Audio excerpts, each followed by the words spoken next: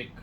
Hi sir. Hi. Sports ఇంజరీస్లో నీ injuries అంటూ ఉంటారు కదా సార్, అసలు ఆ స్పోర్ట్స్ ఇంజరీస్ అంటే ఏంటి? స్పోర్ట్స్ ఇంజరీస్ అనేది కామన్గా మనం స్పోర్ట్స్ ఆడటంతో కాదు, రొటీన్గా మనం ఇళ్ళల్లో కానీ పిల్లలు బయట మనం రొటీన్గా ఏదైనా పని చేసినప్పుడు కూడా ఇలాంటి ఇంజురీస్, స్పోర్ట్స్ టైప్ ఇంజురీస్ మనకు జరగవచ్చు. స్పెసిఫిక్గా స్పోర్ట్స్లో అన్ని జాయింట్స్ యాక్టివ్గా ఉంటాయి. టిపికల్గా ప్రొఫెషనల్గా స్పోర్ట్స్ ఆడే వాళ్ళల్లో మజిల్స్, లిగమెంట్స్ చాలా స్ట్రాంగ్గా ఉంటాయి. సో వాళ్ళకు యూజువల్గా స్పోర్ట్స్ ఇంజరీ అవడానికి అవకాశం తక్కువ ఉంటుంది. కానీ ఎప్పుడైతే అన్యూజువల్ స్పోర్ట్స్ ఆడినప్పుడు, థ్రెటనింగ్ స్పోర్ట్స్ ఆడినప్పుడు, అన్యూజువల్ వైలెంట్ ఇంజరీ జాయింట్స్లో అయినప్పుడు స్పోర్ట్స్ ఇంజరీస్ అవుతాయి.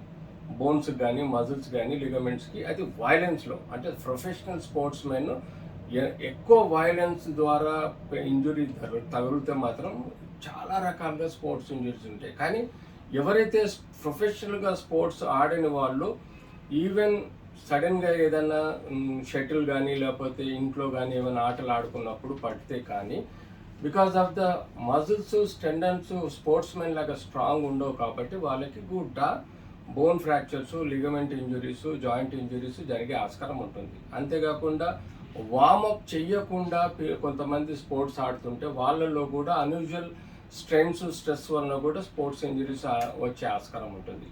హెడ్ టు టో వరకు ఎక్కడైనా మనకు స్పోర్ట్స్ ఇంజరీ కావచ్చు. స్పోర్ట్స్లలో బాల్ స్ట్రాంగ్, మనకు క్రికెట్ బాల్ తగిలినప్పుడు హెడ్ ఇంజరీతో చనిపోయిన దాఖలాలు కూడా ఉన్నాయి. దెబ్బ తగలటం వలన మెడలో సబ్లక్జేషన్స్, డిస్లొకేషన్స్, ఫ్రాక్చర్స్ వచ్చి సడన్గా స్ట్రోక్ వచ్చే, అంటే లంగ్ స్ట్రోక్ కానీ వచ్చే ఆస్కారం ఉంటుంది. అంతేకాకుండా కాలర్ బోన్స్ ఫ్రాక్చర్ అయ్యే ఆస్కారం ఎక్కువగా ఉంటుంది. షోల్డర్ జాయింట్ డిస్లొకేషన్ అయ్యే ఆస్కారం ఉంటుంది. టెన్నిస్ ఎల్బో అని చెప్పేసి మనకు ఎల్బోలో బోన్కి అటాచ్డ్ లిగమెంట్ ఉంటుంది, అది కట్టే ఆస్కారం ఉంటుంది. మనకు వ్రిస్ట్లో యూజువల్గా ఈ యొక్క లిగమెంట్స్ ఇంజురీ అవడం, బోన్ ఫ్రాక్చర్స్ అవడం అనే ఆస్కారం ఉంటుంది. ఫింగర్స్లలో స్మాల్ బోన్ ఫ్రాక్చర్స్ అయ్యే ఆస్కారం ఉంటుంది, డిస్లొకేషన్స్ అయ్యే ఆస్కారం ఉంటుంది. అంతేకాకుండా చెస్ట్ ఇంజరీ, రిబ్ ఫ్రాక్చర్స్ అయ్యే ఆస్కారం ఉంటుంది, లంగ్ ఇంజురీ అయ్యే ఆస్కారం ఉంటుంది.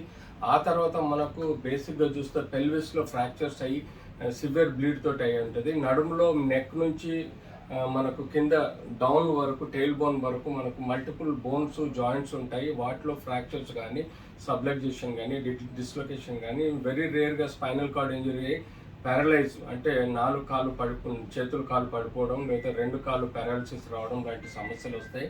ఇలా కాళ్ళల్లో హిప్ డిస్లొకేషన్ ఉంటుంది, ఫీమర్ ఫ్రాక్చర్ ఉంటుంది, నీ ఇంజురీస్ ఉంటాయి, నీలో లిగమెంట్స్ ఇంజురీస్ ఉంటాయి, లెగ్లో ఫ్రాక్చర్స్ ఉంటాయి, ఫుట్లో ఫ్రాక్చర్స్ ఉంటాయి. సో పర్టికులర్గా మనకు జనరలైజ్డ్గా తీసుకుంటే స్ప్రైన్స్ అండ్ స్ట్రెయిన్స్. స్ప్రైన్స్ అంటే కేవలం లిగమెంట్స్, మజిల్స్ సాగదీయడాన్ని స్ప్రైన్ అంటాం. స్ట్రెయిన్స్ అంటాం. స్ప్రైన్స్ అంటే మొత్తం లిగమెంట్స్ కట్ అయిపోవడం, ఫైబర్స్ కట్ అయిపోవడం, దీన్ని స్ప్రైన్స్ అంటాం. ఈ రెండు మనము కన్సిడర్ చేయాలి. ఇది బాడీలో ఎక్కడైనా జరగవచ్చు, ఏ జాయింట్లో జరగవచ్చు, ఏ బోన్కైనా జరగవచ్చు, ఎక్కడైనా జరగవచ్చు.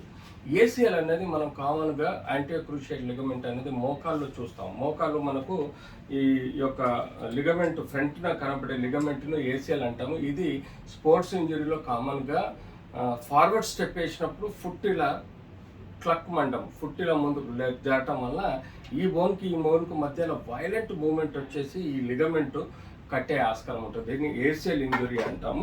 అంతేకాకుండా మనం టెన్నిస్ ఎల్బో ఇందాక చెప్పుకున్నట్టుగా మనం చేయిని ఆడించేదానికి ఉపయోగపడే కండరాలన్నీ ఇక్కడ నుంచి మనకు ఇక్కడ బోన్కి అటాచ్ ఉంటుంది. ఎల్బోలో బోన్కి అటాచ్ ఉంటుంది. ఈ వేలు చెయ్యిని ఆడించే ప్రతి కండరము వచ్చేసి మనకు ఈ బోన్కి ఇక్కడ ఎల్బోలో అటాచ్ ఉంటుంది. ఈ ఎల్బో దగ్గర మనం ఇప్పుడు బ్యాక్ థ్రస్ట్ ఇలా కొట్టామనుకోండి, బ్యాక్ థ్రస్ట్ వస్తుంది. బ్యాక్ థ్రస్ట్ వచ్చినప్పుడు ఏమవుతుందంటే ఈ మజిల్స్ వైలెంట్గా ఈ యొక్క అటాచ్ ఉన్న మజిల్ని డిటాచ్ చేస్తుంది. అటాచ్మెంట్ ఉన్న మజిల్ని ఇలా కొంత పుండులాగా తయారు చేస్తుంది. అది మనకు పైన కనబడదు, కానీ లోపల బోనుకి మజిల్కి అటాచ్మెంట్ డిస్టర్బ్ అయిపోయి లోపల పుండులాగా తయారవుతుంది. అది సివియర్ పెయిన్ ఉంటుంది. ఈవెన్ గ్లాస్ ఆఫ్ వాటర్ ఎత్తినా కూడా మనకు ఈ చేతిలో మోయలేనంత నొప్పి ఈ ఎల్బోలో వస్తుంది. దాన్ని మనం టెన్నిస్ ఎల్బో అంటాం. ఈ టెన్నిస్ ఎల్బో ప్రాబ్లం కూడా లాంగ్ టర్మ్ ఏడిపిస్తుంది. దీనికి తగ్గట్టుగా మనం complete bed rest, hand rest ఇచ్చేయాలి, ప్లాస్టర్ పట్టేసుకోవాలి, మెడిసిన్స్ వాడుకుంటే తప్పనిసరిగా మనకు మంచి రిలీఫ్ వస్తుంది. వెరీ రేర్గా మనము ఇది సర్జరీ చేయాల్సి వస్తుంది. బట్ 99% రెస్ట్, మందులు, even some times steroid injection ఇవ్వటం వలన కూడా మనకు లోకల్గా హీలింగ్ అయ్యే కెపాసిటీ ఉంటుంది. సో